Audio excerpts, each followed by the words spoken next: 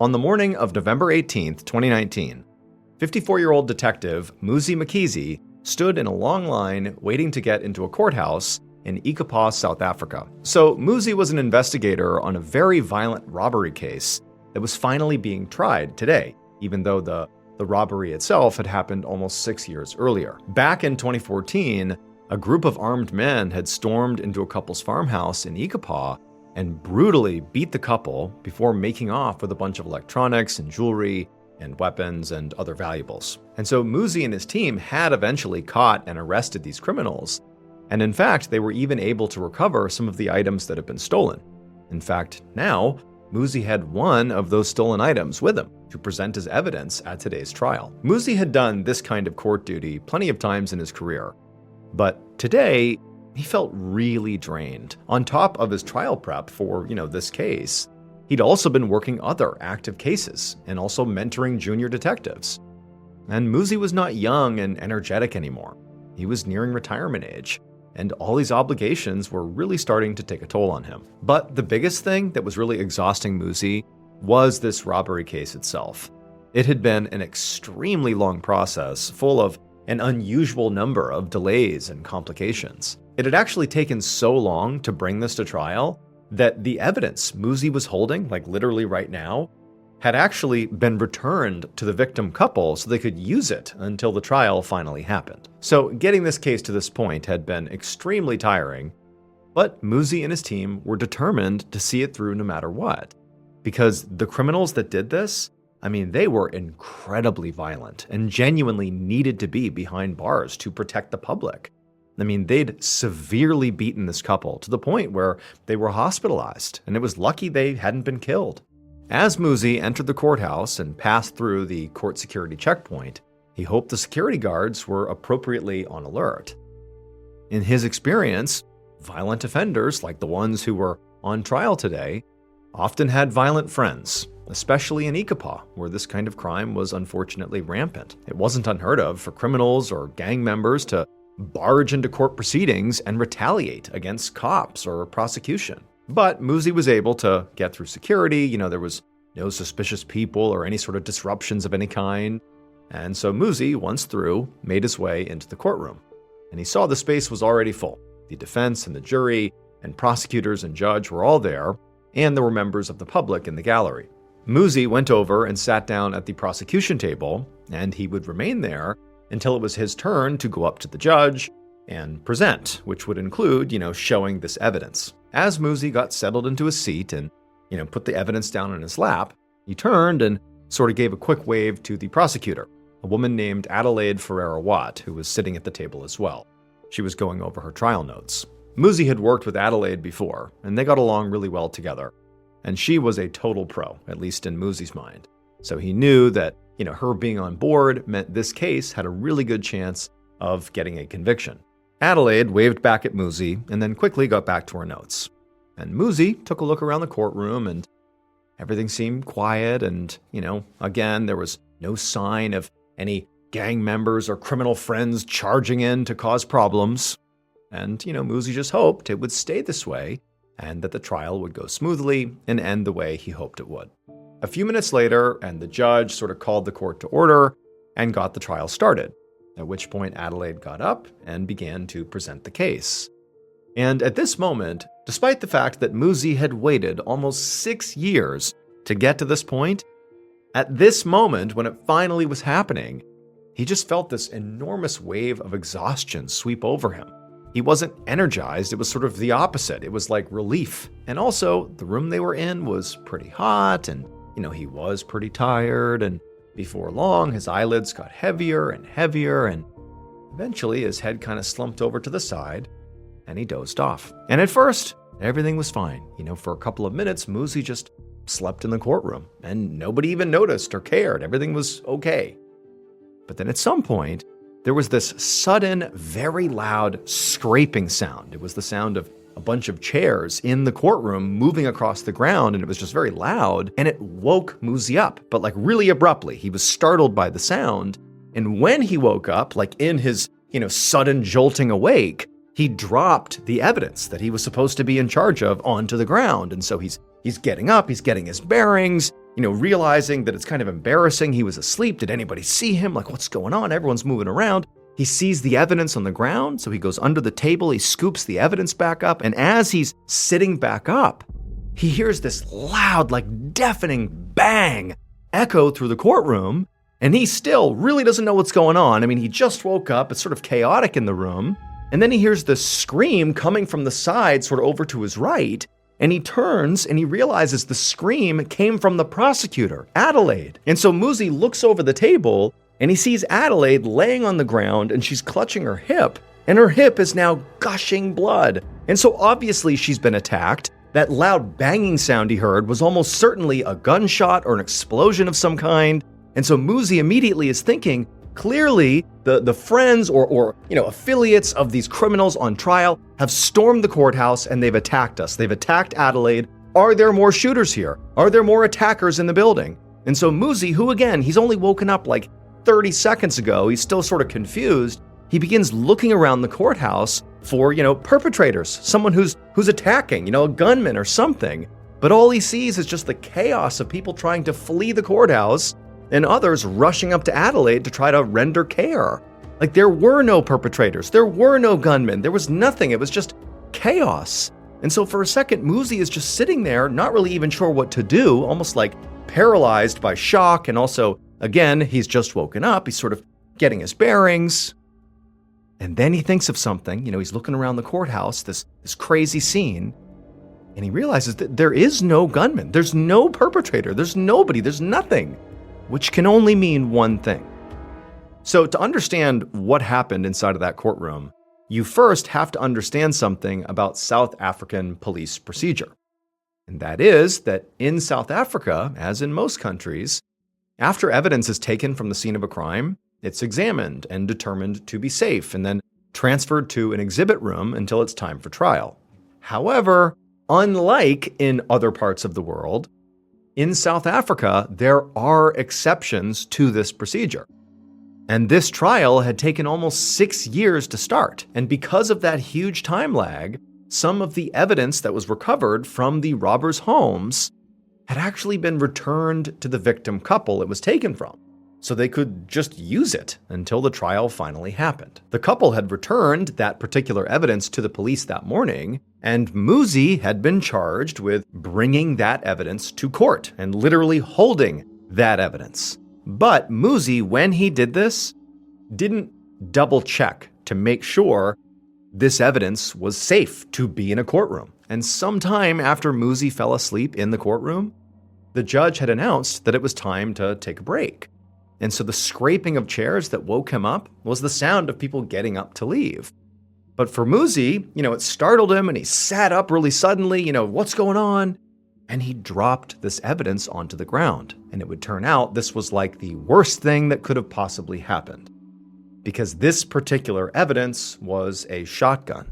And when Muzi, sort of in his panicked, instinctive state, when he first woke up and he saw the evidence on the ground, he reached down to grab it, to pick it back up, because he was supposed to hold this thing for the whole trial and present it. The last thing he needed is people to see that he had fallen asleep and dropped it on the ground. But when he scooped it up, the gun, again, because it had not been re-examined, it would turn out it was still loaded.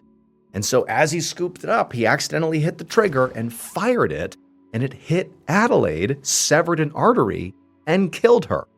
But Muzi, was so confused by the chaos of the scene that at first, he didn't even realize he had fired the gun. He just scooped up the gun, heard the bang, and he's like, what's going on here? And it was when he realized there was no gunman that he looked down and he realized the shotgun was aimed right at Adelaide. He must have shot her. Muzi ultimately pled guilty to culpable homicide and negligence, and he was ordered to serve a 6-year prison sentence. However, it was suspended.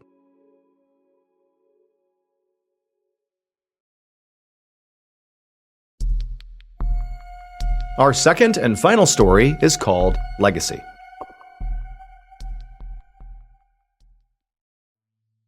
On the morning of July 14th, 1912, a 21-year-old athlete named Francisco Lazaro stood in his hotel room in Stockholm, Sweden, getting dressed and ready for the day. And he was in Sweden to run the marathon in the Olympics. So a marathon is a race that covers exactly 26.2 miles. And for elite runners, it usually takes them between 2 and 3 hours to finish. Lázaro was representing Portugal, and this was actually a really big deal. This was his home country's very first Olympics, which meant Lázaro was one of only a few Portuguese athletes at the Games. And Lázaro believed that out of all of those people, all those other Portuguese athletes, he actually stood the best chance at bringing home an actual medal. So Lázaro had a chance to do something really historic for his country. And realistically, he wasn't even that nervous, because he knew he was a truly elite, incredible runner. Even though he was just 21 years old, Lázaro had already won 3 huge marathons in Portugal. So he was already a star back home. But he knew that if he wanted to win on the world stage, he would need to come extremely prepared. So that's exactly what he'd done. He'd trained for months, obviously. He'd also recently gotten a medical exam to confirm that he was very healthy. And he'd even begun thinking about, little ways that he could potentially give himself a boost, like how to fuel, what to put in his body and even what to put on his body. I mean, even the smallest detail, like a shirt that wasn't breathable or eating something that kind of sat heavily in his stomach, could make the difference between winning or losing. Because again, this is like the world's best runners. Any little edge, he was going to take it. So now, Lázaro spent the next hour putting on the very specific clothes that he'd selected for this race, and also eating a perfectly balanced light meal containing carbohydrates and protein, basically exactly what he had mapped out to help him in this race. He'd been warned that it was supposed to be very, very hot today on race day. But Lázaro actually saw this as an advantage, because being from Portugal, where it often got much hotter than places like Sweden, Lázaro already knew how to protect himself from the sun and the heat, and how to give himself an edge in this weather. And then before he knew it, Lázaro was ready to go, and he had left his hotel room, and he was on his way to the stadium to actually compete in the Olympics. A few hours later, around 1:45 p.m., Lázaro walked out into the middle of Stockholm's massive stadium where the race was going to start. And as race officials directed him and his 67 other competitors to their places at the starting line, Lázaro was feeling really confident. In fact, so confident that he called out to a nearby reporter that he was going to be the winner, saying, quote, "I win or I die." Now, as Lázaro and the others actually took their spots on the starting line, they were in the direct sunlight, and it was just unbelievably hot. I mean, in the shade, it was already 90 degrees, so it was like a sweltering day. But as Lázaro looked up and down the line of the other competitors, he saw everybody else look flushed and they were sweating profusely. They looked not ready to go run 26.2 miles in this heat. They looked overwhelmed. But Lázaro, he was not overwhelmed. He was prepared. In fact, Lázaro wasn't even sweating. As Lázaro stood there waiting for this race to start, he could hear the roar of the thousands of people in the stands. And for a moment, he just stood there taking it all in and just appreciating how special this moment really was. The marathon was a major event in these Olympics. The stadium was completely sold out, and even the king and queen of Stockholm were supposed to be somewhere in the crowd watching this. And as Lázaro stood there having this moment, sort of taking it all in, he also had this certainty that when this race was finished, all those people in the stadium and around the world, even royalty, would know his name. Just then, he heard the announcer tell the runners to take their marks. Lázaro felt a surge of adrenaline rush through him. A big hush fell over the crowd, and Lázaro and the rest of the racers stopped moving and just tensed, waiting for the signal. A couple of seconds went by, and then, bang, the starting gun went off, and Lázaro and everybody else lunged forward. And there was a bit of jostling as all the competitors surged off the line, and Lázaro was pushed back towards the middle of the pack. And right off the bat, Lázaro was a little surprised by how quick the overall pace was. But Lázaro still wasn't worried. He'd studied this course extensively, and he knew that he'd have a chance to get out in front of his competitors pretty soon. This marathon route was very flat, but Lázaro was used to competing in Portugal, which had much more mountainous terrain. So he was sure that once the other runners invariably started to get tired, especially from this hot weather, he'd still be feeling fine, and he could move out in front. So Lázaro just decided to hang back and wait to make his move as they moved out of the stadium and onto the dirt road beyond. And for the next hour and a half, he stuck to his plan and just kept his pace steady in the back. He knew, at some point, people would begin falling off as the heat wore down on them and they got tired, and he'd be able to make his way up, so he wasn't rushing. He was just waiting, biding his time, staying confident. In fact, as he was sort of keeping his pace in the back, he even was able to give another soundbite to one of the reporters that was on the road, telling her that he was feeling great. For the first half of this marathon, Lazzaro really felt like he was running the race of his life.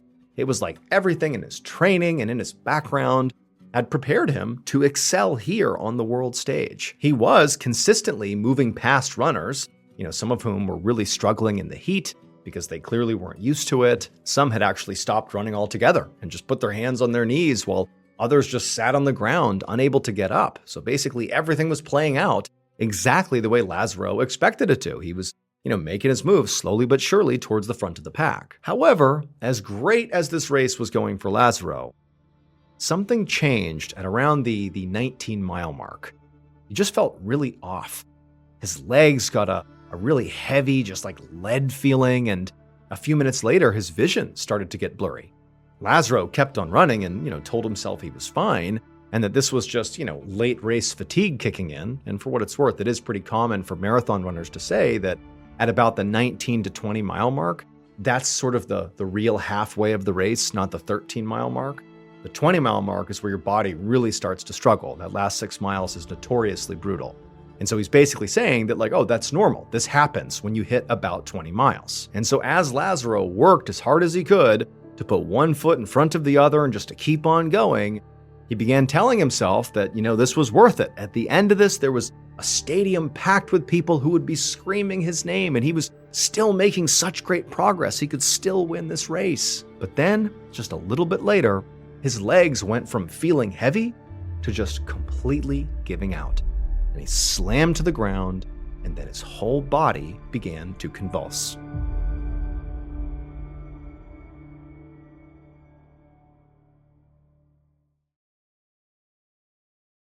Within the hour, at a local hospital, an emergency doctor greeted a crew of Olympic medical staff as they wheeled in a man on a stretcher. They explained that this man was named Francisco Lazzaro, and he'd collapsed in the middle of the marathon. And the doctor was really not surprised by this. He knew the Olympic paramedics had been swamped all day, helping other marathon runners who'd gotten sick from this really oppressive heat. However, as soon as this doctor began specifically examining Lazzaro, he knew that this case was different and was much, much more serious. His other patients that day had all relatively mild symptoms like sweating and general fatigue and dizziness, which had easily been cured by providing water and cooling them off. But Lazzaro, he was twitching and convulsing, and he was shouting deliriously that he'd won the race. So the doctor rushed him into an exam room and took his temperature. And when he saw it was 106.7 degrees Fahrenheit, he knew this situation was critical. A temperature that high was often fatal, and Lazzaro's organs were likely already shutting down. And so the doctor yelled for nurses and other medical staff to bring in some water and some ice, but Lazzaro, he did not respond to the hospital's treatments. And as the hours passed by, Lazzaro actually got worse. The doctor and his team, they worked through the night treating Lazzaro and trying to stabilize him. But the next morning, Lazzaro died. After Lazzaro's death, that doctor just could not shake the idea that something just felt off about Lazzaro's death. Heat stroke can definitely be deadly, and Lazzaro had seemed to have a very bad case of heat stroke, but lots of runners had gotten heat stroke during this marathon, and all of them had wound up being fine. So the doctor ultimately decided to run some tests on Lazzaro to see if maybe there was something else that had been going on, like maybe there was some underlying illness or other factor that was to blame for his death. And when the doctor finally did get those tests back, the results made Lazzaro famous. So remember, Lazzaro had put a lot of thought into how to prepare for this big race. He trained extremely hard, he ate right, he chose the right clothes, the right shoes, and critically, he took very specific measures to protect himself from the heat, which he knew was going to be a factor. And at first, it seemed like all the measures he had taken in advance of this race had paid off. especially when Lazaro looked down the line at the start and he saw all the other runners were like pouring sweat and flush and just looking horrible. It just seemed like everybody was already exhausted before they had even started. But not Lazaro. He wasn't even sweating because of one of the precautions he had taken. But not sweating in this type of heat was actually a very bad thing. Sweat is the body's way of cooling itself down. So Lazaro's lack of sweat was actually a sign that he was in danger. And it was all thanks to Lazaro's extra strong sunscreen. Because it would turn out Lazaro was so prepared that he went out and found what he thought would be the best and most powerful sunscreen option ever. It was a substance called suet, which is a type of animal fat that's typically used in cooking or making candles and soap. It's also sometimes used for skincare, since it has a lot of nutrients and is generally good for the skin. And Lazaro believed that because suet is very thick, it would act as a barrier against the intensity of the sun. So he slathered a bunch of suet all over his body just before the big race. What he didn't anticipate was that this suet that was now all over him would work too well. It was so thick that it clogged the pores in his skin and prevented anything from passing through, even sweat. And without a way to cool itself down, Lazaro's body essentially turned into a furnace, which cooked him from the inside out. The weekend after Lazaro's death, the Olympics held a memorial service for him, and over 20,000 people attended to pay tribute to him. And it's probably not quite the type of fame he had hoped for, but Lazaro's name is still frequently referenced today in Portugal. The Portuguese refer to someone who looks sick and bedraggled as looking like Lazaro. One afternoon in early September of 2004, 20-year-old Derek Keeper sat at a desk in the newspaper lab at the University of Nebraska-Lincoln, furiously typing on one of the school's desktop computers. The lab that Derek was in was the hub of the university's school paper, the Daily Nebraskan. So there were some other students who were in the space that were talking or working at other computers. But Derek didn't notice any of them. He was completely locked in on what he was doing and writing as fast as he could. Because after he was done with the article that he was working on, he had a ton of other responsibilities that he needed to tackle. So Derek was involved in a lot of stuff at school. He was in a fraternity, he was a senator in the student government, he was a research assistant for the library, and he was pursuing 5 different majors. And Derek took all of his various commitments very, very seriously. But the column he was currently writing was really the one he had the most fun with. So Derek was from a small city in Nebraska, and even though he'd always been, personally a very loud and opinionated person, he'd never had a real platform for talking about all the ideas and points of views that he had. And so this column really gave him the opportunity to finally, actually present these big ideas to the students at school, and he hoped would likely provoke lively discussions around campus about his ideas. After all, Derek loved a good debate, and so he would intentionally choose to write about really complex issues that would get his readers fired up, like the ongoing war in Iraq and the future of the Republican Party and all the things that were wrong with local politics.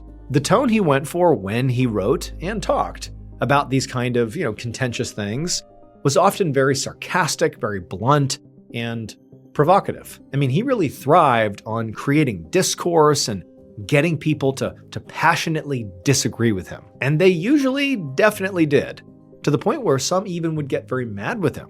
A lot of times the paper's readers would write furious letters or even send hate mail about what Derek had written. But Derek was really not bothered by that at all. In some ways, that was his aim, to get people all riled up.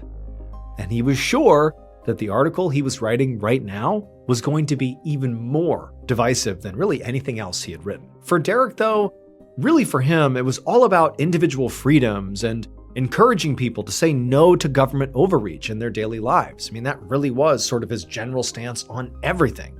That's really what inspired him to do any of this in the first place. In fact, this particular column that Derek was writing was about how he was advocating for abolishing a set of state and federal laws that were trying to control personal choice. and the right to decide what was best for one's body, and he was against it. Now, to be clear, the stakes for this issue were life and death. I mean, literally.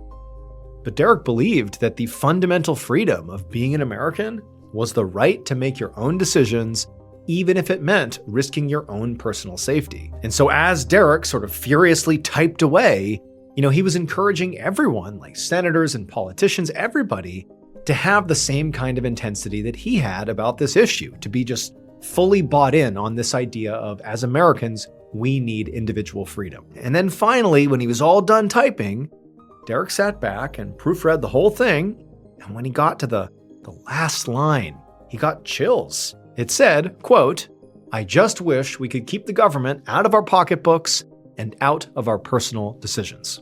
Derek loved that line, and so he nodded, satisfied with his work. He had nailed it. Then he emailed his draft to his editor with a big smile on his face. Derek's article went to print just a few days later, on September 17th. And like most of Derek's other articles, this one for sure got a lot of angry emails and letters from people who disagreed with what Derek had to say. But all the vitriol in these messages just proved to Derek that his article had clearly been a success. He had sparked outrage and got people talking about this issue. Derek even hoped that maybe some of the readers got angry enough to actually take action.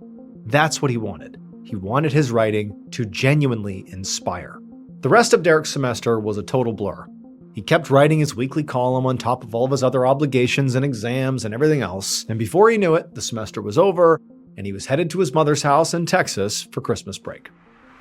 A few weeks later, on January 4th, 2005, at 3 a.m., Derek rode in the back seat of a Ford Explorer SUV on his way back to school after the break. He'd caught a ride from his mother's home in Texas with two of his fraternity brothers who were sitting up front. And Derek had spent the first part of this just awful 13-hour-long drive doing what he did best, using his sarcasm to make his friends laugh, and he was also engaging them in really animated conversations. And so, the first 6 to 8 hours had sort of flown by. But now, it's basically the middle of the night still, / very early morning, and everybody had just gone quiet because they were all exhausted from this truly awful, long drive.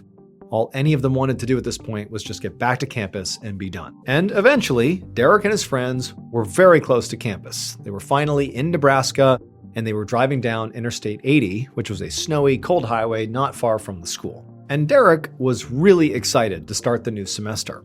He'd had a nice, laid-back holiday where he'd caught up on sleep and spent a lot of time just kind of hanging out and seeing his younger siblings. But Derek just was not the kind of person who liked slowing down for very long. And so he was quite eager to get back to his busy life on campus. Especially, he really wanted to get back to his column. He had had a lot of downtime and was able to brainstorm and come up with some good potential new topics for the column, but he really wasn't sure if any of those ideas were going to top, the very controversial article that he had published back in September. People were still talking about that one, and Derek was still thinking about it too. In fact, his own words and advice to his readers were still ringing in his ears and guiding his everyday decisions. But for now, Derek just leaned his head up against the cold glass window of the car and waited for this long trip to finally be over. But suddenly, he felt the SUV lurch, and before he knew what was happening, he heard a deafening bang, and he heard his friends screaming. Just minutes later, a police officer was flying down Interstate 80 in his cruiser. Eventually, he spotted a group of ambulances parked on the side of the road, and he knew that's where he needed to go, so he pulled over to the side and stopped. And when he got out, he saw in a ditch just off the highway was an overturned SUV. The officer immediately jumped out of his cruiser and rushed towards the vehicle. And when he got there, he found the scene was just absolutely chaotic. There were a team of paramedics who were at the window of the SUV trying to assess the condition of the victims inside and to get them out. And when the officer kneeled down to look inside as well, he could clearly see two people inside the vehicle. Now, both of them seemed basically fine beyond, obviously being in a wreck. I mean, they were banged up and clearly dazed, but their injuries didn't look immediately life-threatening. So, sort of relieved, the officer backed away to let the paramedics do their thing.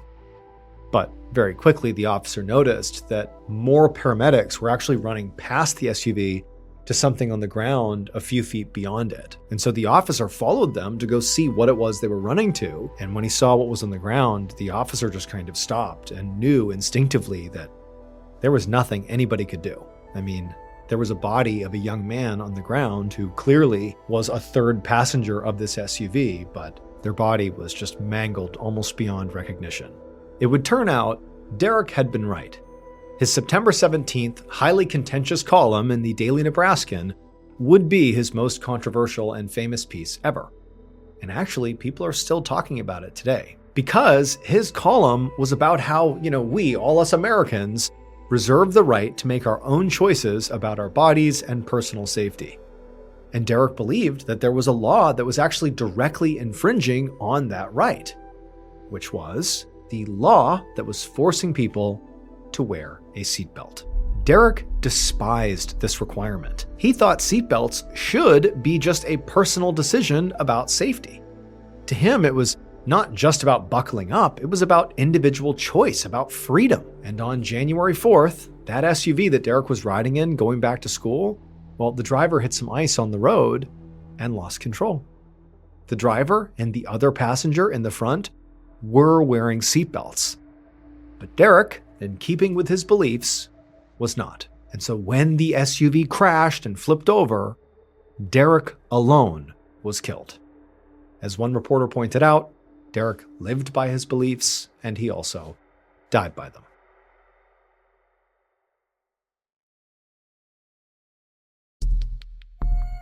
Our second and final story today is called The Resort.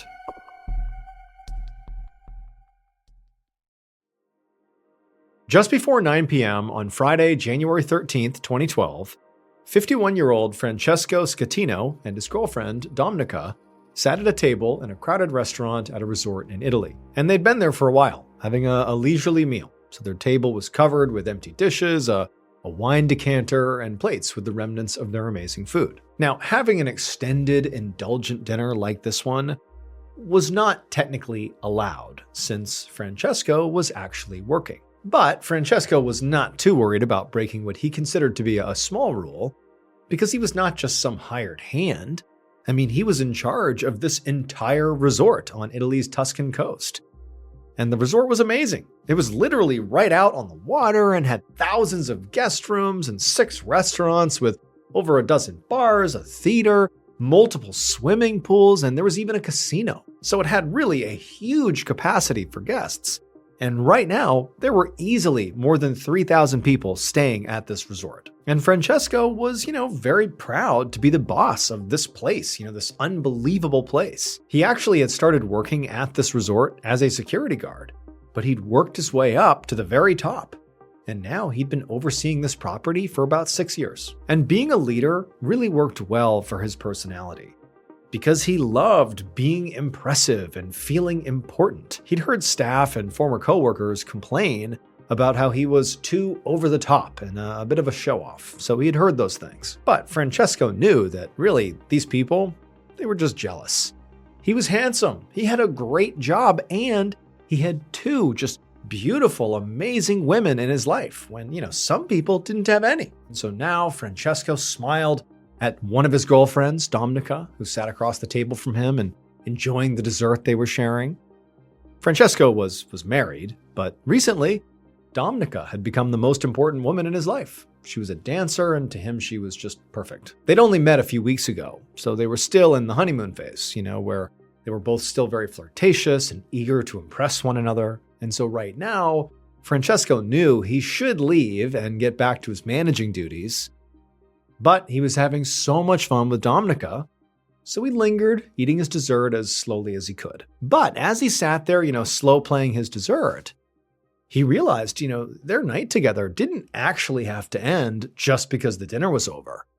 There was something he could do right now that would give them maybe another hour or so together. And it would also completely blow Dominica away and prove to her just how amazing he really was. So, suddenly with a big smile on his face, he told Dominica to hurry up, finish eating, because they needed to get upstairs immediately.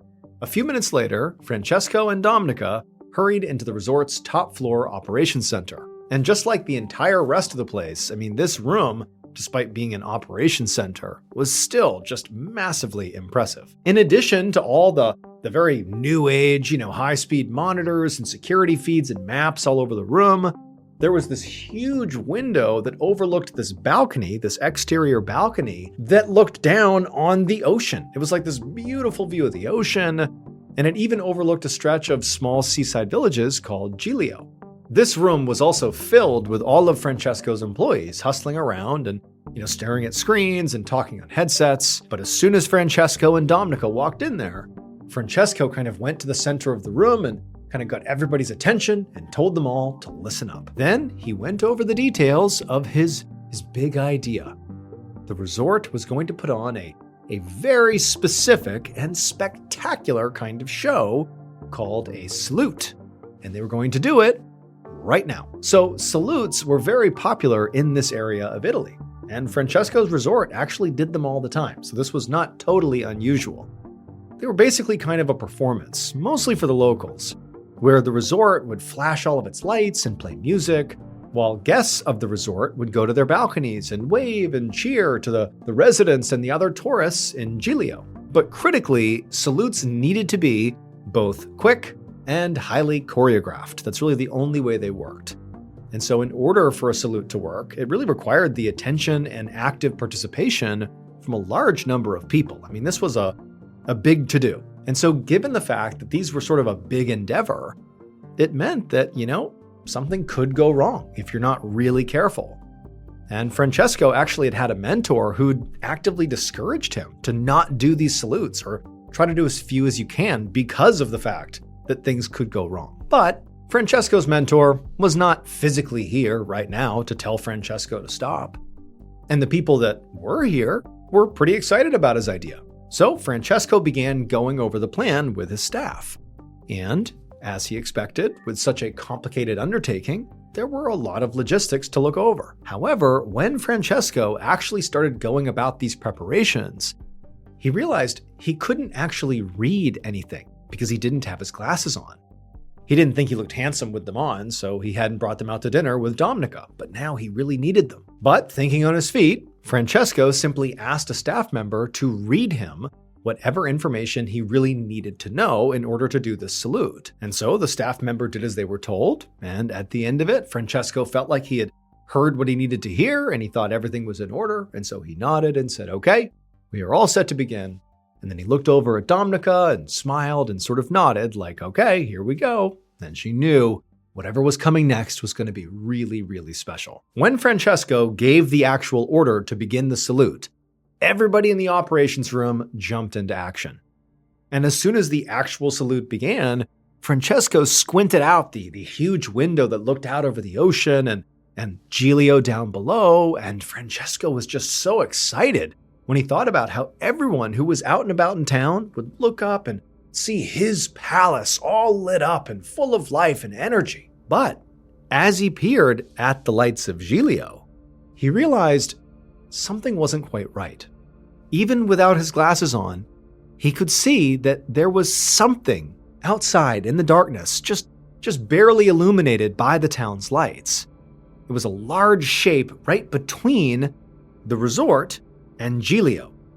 And to his horror, Francesco realized it was actually getting closer, fast. At the same time, but on the other side of the resort, an American man named Brian Aho was eating dinner with his wife and teenage daughter at the Milano restaurant, which was one of 6 restaurants in the resort. And they'd just been enjoying their meal when there was this deafening banging sound, and the entire room gave a huge jolt and everything inside just sort of went flying. Brian grabbed the table to brace himself as plates and glasses shot off the table and shattered everywhere. And then he heard screams and people hitting the ground all around him as diners were literally being thrown from their chairs. And then there was another series of crashes when some ceiling panels fell from above and smashed onto the ground. But then it was over. The shaking abruptly stopped, and Brian immediately jumped up to make sure that his wife and daughter were okay, and they did seem fine, just dazed like everybody else in the room. As Brian stood up, he could tell he was, mostly okay, also shaken up. But the overwhelming thought was just having no idea what had just happened. I mean, he's looking around and no one seemed to know. It had felt like some kind of earthquake or something. But then Brian thought, if this had been an earthquake, He really had to get his family out of this restaurant immediately in case of aftershocks. But it seemed like all the other diners clearly had the same idea, because before Brian could actually move, there was a surge of activity around him as dozens of people just began rushing towards the exit of the restaurant. And Brian didn't want him or his family to get caught in the middle of this huge crowd. Huge amounts of people running in the exact same direction, a panicked group of people, could easily create a stampede. And he was worried that he and his family could get pulled to the ground and trampled in the chaos. So he looked around and he saw on the other side of the restaurant there was a smaller door that nobody else was going to. So he and his family began making their way over to it. But before they could actually get through this door, the overhead lights began to flicker and then went out. And then with the darkness, suddenly came the blast of emergency alarms echoing through the resort. And then he could hear more screams, not just inside of this restaurant, but sort of all over the place. It was like the resort had devolved into madness. Brian had never been more scared in his whole life.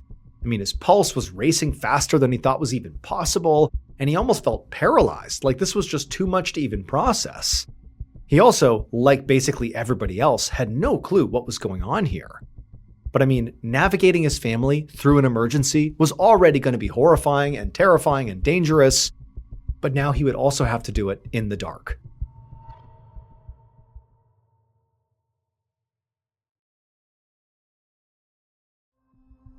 For a moment, Brian and his family just stood there, kind of frozen in the dark.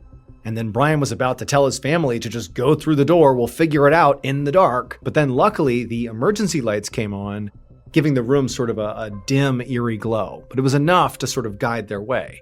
And so at that point, Brian didn't wait. He grabbed his wife and his daughter, pushed through the side door, and headed out into the hallway. It would take nearly 10 minutes for Brian and his family to navigate the maze of hallways they had just walked into until finally they stepped outside and were in the open air. But when they finally got out there, Brian realized they actually had a really big problem, because the exit they had just taken had taken them not to safety. It had led them to this expansive outdoor terrace with a railing on the 4th floor of the resort, which meant they still needed to get down multiple levels in order to, evacuate safely. But just the fact they were on the 4th floor was not the big issue. The big issue was the terrace was clearly packed with other people from the resort who were also trying to evacuate. There was all these people basically blocking their way. So basically, everybody who has no idea what's going on is just like pushing and shoving each other, and there were no authority figures or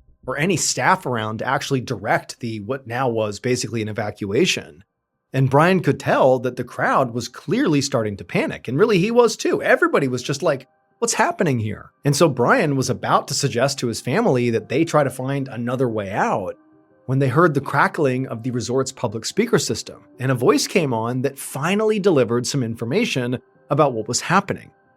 It said that there had been an electrical blackout, but everything was fine, and technicians were hard at work trying to fix the problem. So in the meantime, all the guests should stay calm and just go to their rooms for safety. And at this point, it was very obvious that the mood all around Brian and his family completely changed.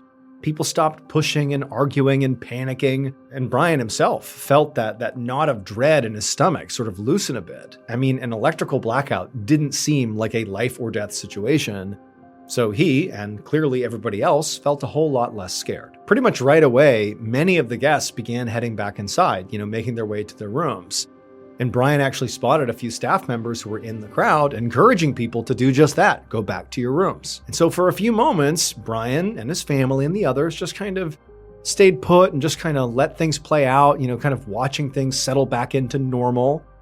But then it was like with no warning, there was this other huge banging sound, and the floor once again buckled under Brian's feet.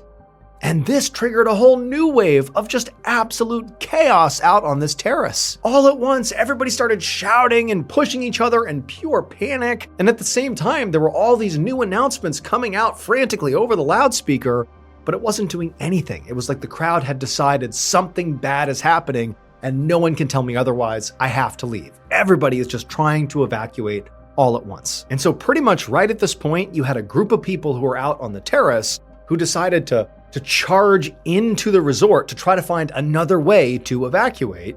And also you had the group of people who had already gone back inside to go back to their rooms, who had changed their mind, who charged right back out, back onto the terrace. And so for a moment, it was like these two pools of people kind of smashing into each other, and Brian and his family were kind of off to the side because they had just barely stepped out onto the terrace when all of this stuff was happening. But then Brian watched in complete shock as he saw some of the people, after they pushed through all the way to the edge of the terrace to the railing, they began climbing over the railing to climb down from the 4th floor. Seeing this was horrifying for Brian, but then he felt yet another shudder under his feet and a loud industrial groaning sound from the resort right behind him, and he knew if he didn't do what these people were doing, he and his family might not be able to evacuate. Clearly, there was a real problem. They didn't know what it was, but they had to go. So he grabbed his wife and his daughter's hands, he shoved his way through the crowd to the railing, over the railing they went, and down they began to climb. Meanwhile, back up in the top-level operations center, Francesco was staring out the room's huge window, just completely frozen in shock. His resort was in complete pandemonium. Below, guests were running, others were fighting and shoving, and some were literally leaping to their potential deaths from the upper-level balconies and terraces. And so as Francesco watched all of this carnage, he tried to wrap his head around how the night had gone so horrifically wrong. The worst part of all of it was there was absolutely no way to fix it. He'd been trying to show Dominica and everybody else how amazing and impressive and in control he was, but he'd completely lost control of this whole situation. And he'd also lost his girlfriend because Dominica had quickly fled the resort. And then there was a loud crashing sound somewhere in the distance, and his heart pounded, and he realized it was time for him to start running too. Minutes later, Francesco and some of his staff sprinted through the halls of the resort. And as they ran, thunderous noises and bangs came from every direction, and debris from the ceiling and walls crashed to the ground all around them as they were shaken loose. And all the while, over the noise, Francesco could hear the continuous shrieks of panic from people who were still clearly trapped inside the resort and just couldn't get out. But he and the others he was with finally did make it to the exit. And this exit was not overrun with panicking people. So Francesco was lucky enough to be able to pretty quickly make it to the bottom level and then keep on going. And he did not look back, not until he was far away and definitely to safety. But when he did finally stop running, and he did turn around and looked back at his resort, his stomach pitched so hard he nearly vomited. Because finally, he could see right in front of him the full, horrible extent of what he had done. It would turn out what Francesco was looking at was the culmination of a record number of terrible choices he had made that night. 1. Francesco would later deny this, but he was seen drinking alcohol at dinner while he was supposed to be working. 2. He was not wearing his glasses, which meant he was his most handsome self, but also that he couldn't see very well. And 3. He was distracted by his new girlfriend, who he had brought to an area where only key personnel were allowed because he was desperate to impress her. Now, in most workplaces, this would all just be considered unprofessional and maybe might get you fired. But in Francesco's workplace, it was much worse than that. What he had done was incredibly dangerous because the resort that Francesco managed was not a regular hotel. It was a gigantic cruise ship called the Costa Concordia. Francesco was its captain, and when he issued the order for the boat to do a salute, he was not just ordering a complicated but entertaining show. A cruise ship salute also involves steering the massive boat much closer to shore than usual to appropriately show off to the locals on land. But because Francesco literally couldn't see very well, was obviously distracted and possibly drunk, he didn't notice that when they did this salute, they were going way too fast and way too close to shore. That shape he saw rushing towards them in the darkness was an enormous cluster of rocks. By the time he saw it, it was too late. The Concordia had smashed into the rocks, tearing a 230-foot wide hole in the hull, which immediately flooded the ship. And then making matters even worse, Francesco delayed rescue efforts for more than an hour by trying to convince people that what had happened was just an electrical outage. And then when he finally did issue an evacuation order, he broke a sacred rule for ship captains. He fled the boat before the remainder of his crew and the passengers. Like he was the first one off. He did not go down with his ship. That American passenger, Brian Aho, and his family would survive, because after they decided to go over the railing, they, perilously climbed down 4 levels all the way to a lifeboat, and so they survived. But unfortunately, 32 other people who were on board the boat ultimately died, all because of Francesco's desire to show off. Francesco himself was ultimately arrested for manslaughter and was sentenced to 16 years in prison. He was subsequently named Italy's most hated man.